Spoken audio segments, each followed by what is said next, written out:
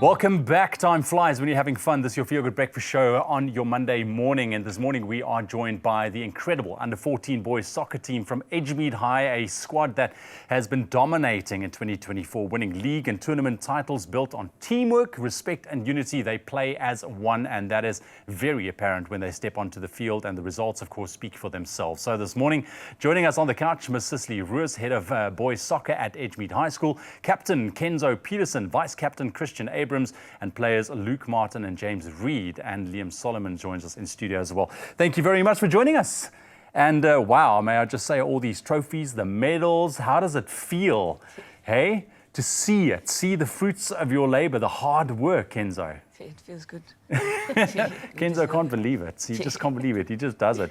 Ms. Cicely Roos, thank you very much for joining us this morning as the head of boys soccer at Edgemead High. I mean, it goes without saying, I'm sure that your heart is smiling to be working with the talented young and decent young men like these on the field. And when you've seen them grow and achieve remarkable success over the past, well, what sets them apart from any other teams that you've been involved with in the past? So I think I need to begin by saying that we actually are a soccer community. So we've always had a strong base of players at our school. But when I first arrived, there was one team and one very enthusiastic teacher, and he did everything. He coached, he managed everything. Now we have 6 boys teams and a team of highly skilled coaches. And so that's really raised our soccer to the next level. So now that we've raised ourselves a little bit, we've been invited to some prestigious tournaments like the One Big Boys Freedom Tournament, Rondebosch Boys Under 17, and this year we're going to Gqeberha to play in the VP tournament as well.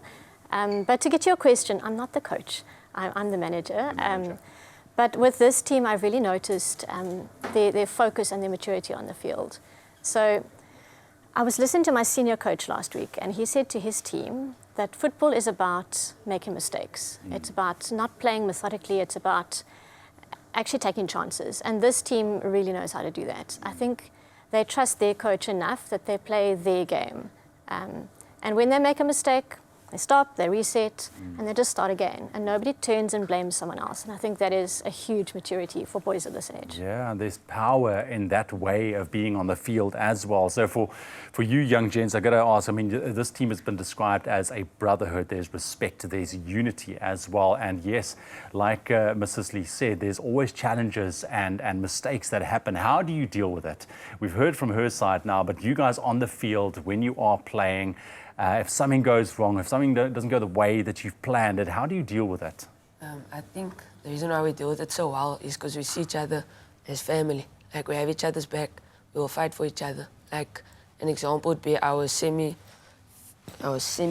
game against, I can't say sorry, but our semi-final game against, sorry, okay, let me see. Take your time, buddy.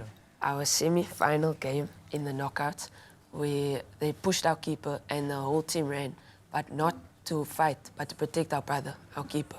That's it. I love that. I love that. And how do you guys view it? I feel that every time someone makes a mistake or something, all our players, we bring each other up. We don't say and diss the person that made a mistake. We always say do better, and we make sure next time in trainings we put more intensity, we put more pressure on the players, just so for the next matches we can be much better and thrive. Absolutely, I love that. Christian, I've got to ask you as well. I mean, being part of a team like this must be such a blessing and such a safe space as well to play in this. What is your experience of being part of this incredible team? It's very good, sir. I think it's just the fact that we've been playing with each other for a very long time as well, in club and school as well. So I think it's just the trust that we have with each other on the field, trusting that even if you make a mistake, we'll always cover up and we'll just reset. Yeah, I love that. I love that. And I mean, that is brotherhood in its finest form. Kenzo, I got to ask you, as Ms. Cicely said, you guys are looking ahead now. You're stepping up to compete in the under-15 division and even taking on the under-16 tournament in Gqeberha. You want to build on the successes of last year, right? Because, I mean, you got to add to these beautiful trophies as well. What's the plan? What's the goal? How are you approaching this year as a captain? We want to replicate what we did last year by, again, winning the league and the knockouts, and we want to do one better by winning the Wynberg competition. And we plan to do that by continuing to build our strong brotherhood and community. What is the big motivation, boys, to keep winning, to keep doing your best? Because I know winning a game and getting a trophy, that is motivation in itself. But with regards to the team, what motivates the team?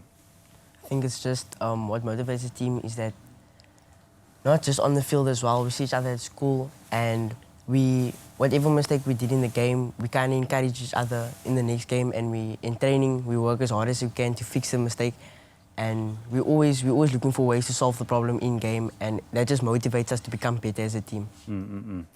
Your toughest challenge as coach, what would you say that is? I mean, here you have a great team that you are leading, but sure, that puts a lot of pressure on your shoulders.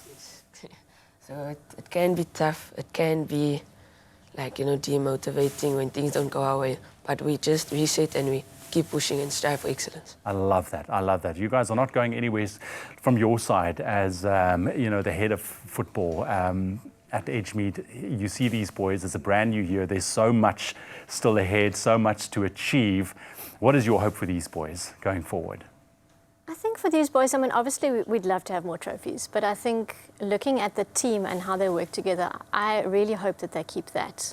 I think that the trophies are wonderful, but I think the way that they work together, the way that they work with their coach, the way that my coaching staff works together, I think that's almost more important than winning, but we love the winning too. Yeah, absolutely. And as long as you balance that soccer and schoolwork, right? Yes, Do it well. It looks like you guys have got a handle on it, that's for sure. Listen, thank you very much for joining us this morning. I know that it's bright and early, but I hope you've warmed up because they're going to be showing us some footy skills just to show us what they are all about in just a little bit. Thank you very much, Cecily, for coming through. Don't go anywhere if you want to check these guys out and get some soccer motivation for yourself early on a Monday morning.